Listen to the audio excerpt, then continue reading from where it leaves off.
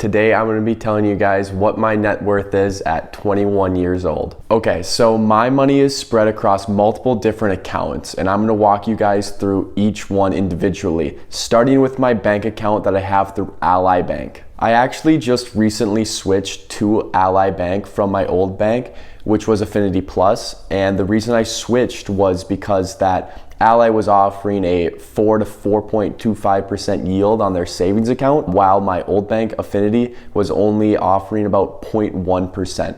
And the reason for this is because Ally is a completely online bank, meaning they have no physical store branch locations.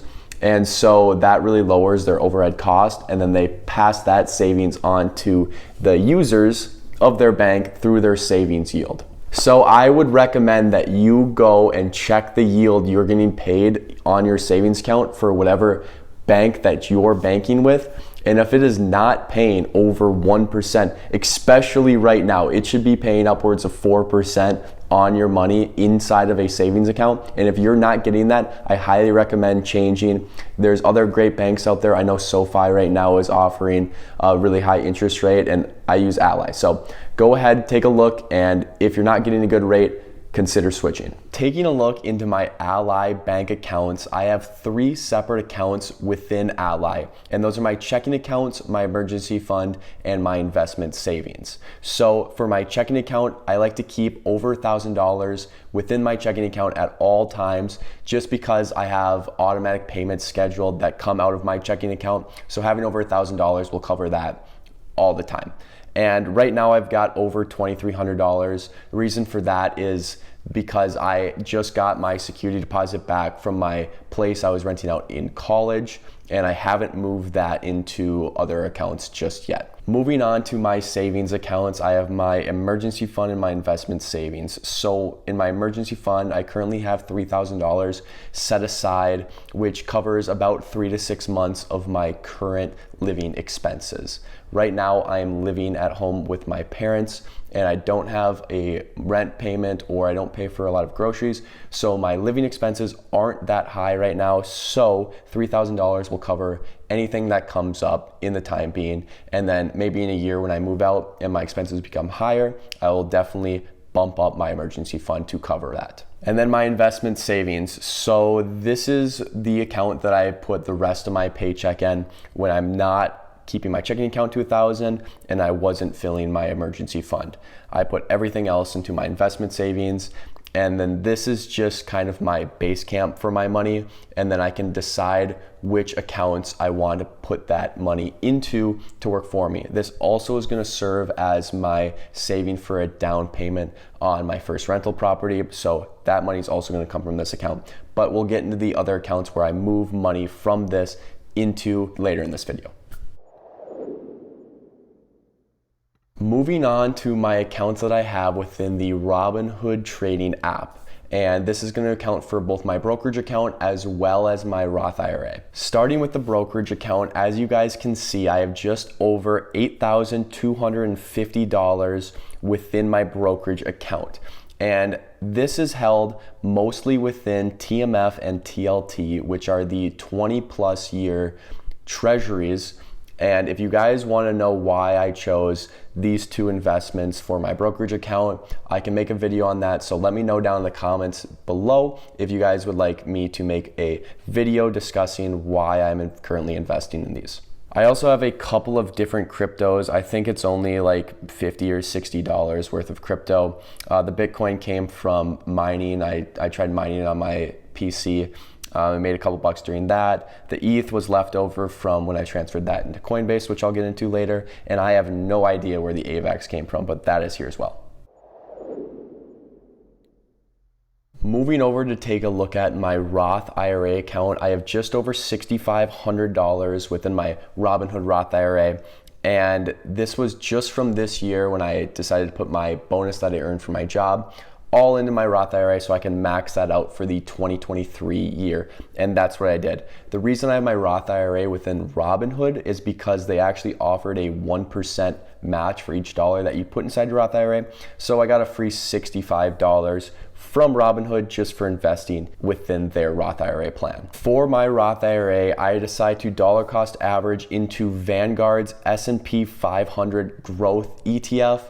I'm thinking that in the long run, the S&P 500 is going to be the place to put most, if not all, of your money within your retirement account because it's going to show you the best returns possible. And then I decided to go a little more risky since I'm only 21 years old and I want the highest return as I can because I don't need this money for a long time. And so I went with the growth side of the S&P 500. And this account is just set up to buy $40 a day of VOOG. And I'm just gonna have that going for whenever that finally eats up all of my buying power that I have left over. Next, I wanna look at my other Roth IRA that I started when I was just 18 years old, and this is held within my Webull trading account. And I only have about $250 within this account, and it's all held within NEO. When NEO was doing good, I kind of wanted to hop on the bandwagon. I still think it's a good company, and I'm just going to hold it throughout this downturn. And who knows, maybe in the future, NEO will be doing great things, and this stock will be worth a heck of a lot more than it is right now. But I don't really honestly look at this account that much. I set it up a long time ago. I put some money in, and I'm just gonna let it ride. As you can see, there's a lot of red in this screen, so maybe not the best investment choice, but we'll see where it goes. Moving into another account I don't have a ton of money in, this is gonna be my Venmo crypto balance. If you guys don't know, the Venmo app has a credit card that you can use, and that credit card earns 3% on your highest category, 2% on your second highest category, and 1% on everything else. And then you can roll those into whatever crypto you want to buy. And so I chose Ethereum because I'm a big Ethereum head and I really can see the potential within Ethereum. And so my rewards from this credit card have totaled about $284, which is actually $103 less, as you can see, because of obviously the economy right now, not that great, but $284 just in this crypto rewards program just from buying money on the credit card that I would have anyway. So I have some money in here. I honestly don't look at this very often either, but it'll be there. Maybe in the future it'll be worth a little bit more. Okay, and then I want to bring you guys to my Coinbase account. And this is where I have the vast majority of my overall net worth at the moment. So I can make an entire video if you guys would like to see it about my journey inside of the crypto world and how I got started investing in crypto.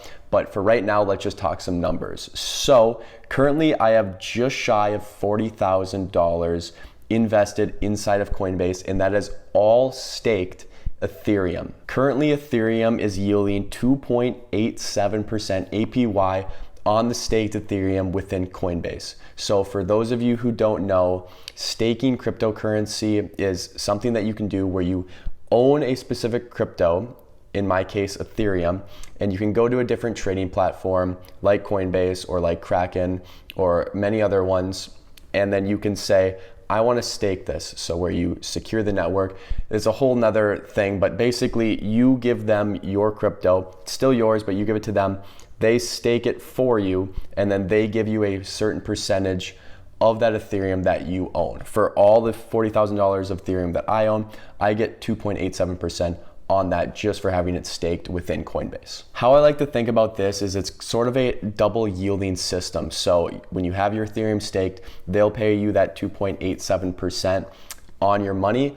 And then as well, if Ethereum appreciates in value, you'll not only get that 2.87%, but you'll get however much it appreciated on top of that. So since I'm young and since I'm able to take these type of risks, I went very risky, very heavily into Ethereum because I like the future profit that it could earn. However, I do fully understand the risks associated with having so much of my net worth within such a risky asset.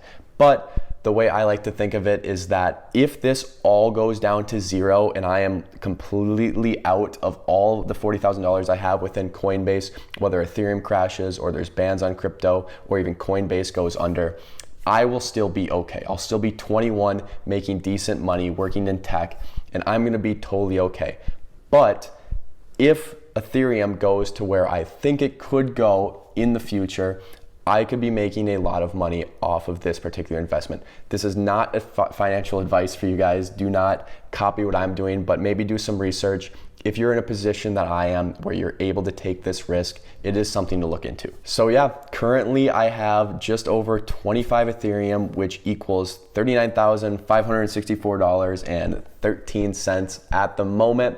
And this is where I have most of my net worth, and I'm looking forward to diversifying my net worth into different assets as I move forward. Speaking of that, I recently bought a new to me car, which is a 2011 Toyota Prius. I know you guys can make fun of me down in the comment section down below if you want to. I bought it for $8,200 back in April, paid complete cash for it. It was a Facebook Marketplace deal, and it runs great. It's got just over like 140,000 miles on it. And I'll put the Kelley Blue Book price of the car on the screen right now, and I'll add that to my net worth because it is a significant chunk of my net worth. While I was editing this video, I realized that I forgot to add the money that I have within my 401k account through Fidelity.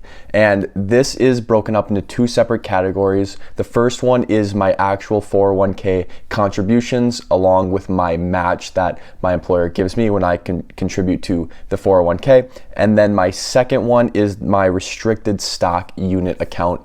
So it was part of my sign-on bonus where United Health Group gave me a certain number of stock units if I stay with the company for a certain amount of years. So I have that in here as well. Within my 401k account, I have just over $2,500 invested over the past 3 months that I've been with the company.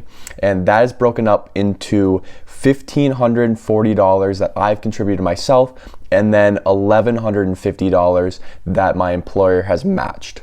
All of my funds that are within my 401k account are invested in the Vanguard S&P 500 index fund that Fidelity offers through my employer. And so I just put all of my money within that one index fund, and I'm just gonna let it ride from here. And then within my restricted stock unit account, United Health Group, as a part of my sign-on bonus, gave me 21 shares of United Health Group stock. And with UHG stock being over $527 a share, that totals $11,110 and change. And this is super cool. The only quirk with this is that I don't actually physically have this money. If I were to get fired or if I quit within a year, I don't get any of this money.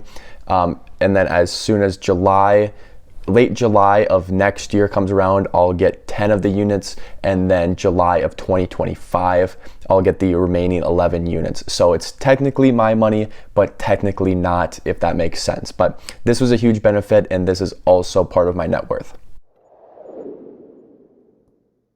Now that we've gone over all of the assets that I own, I wanted to take this time of the video to go over my liabilities. And in this case, I am lucky enough to not have any debt and no liabilities that I owe at this current time. So all of my assets are all what I own. And I am very fortunate of this situation. Again, my parents helped me out with a ton of my living expenses in high school and college, and they paid for my entire college tuition. So I have a unbelievably head start on the world because my parents were able to help me out so much.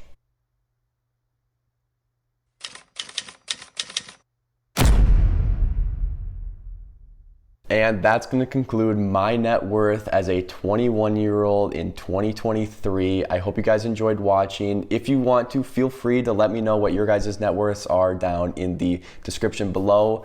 And I hope you guys drew some inspiration and motivation from this video. I know I had a blast recording it. And if you could, please do the stuff that's on the screen right down here below me. I hope you guys have a wonderful day, and I'll catch you in the next one. Peace out.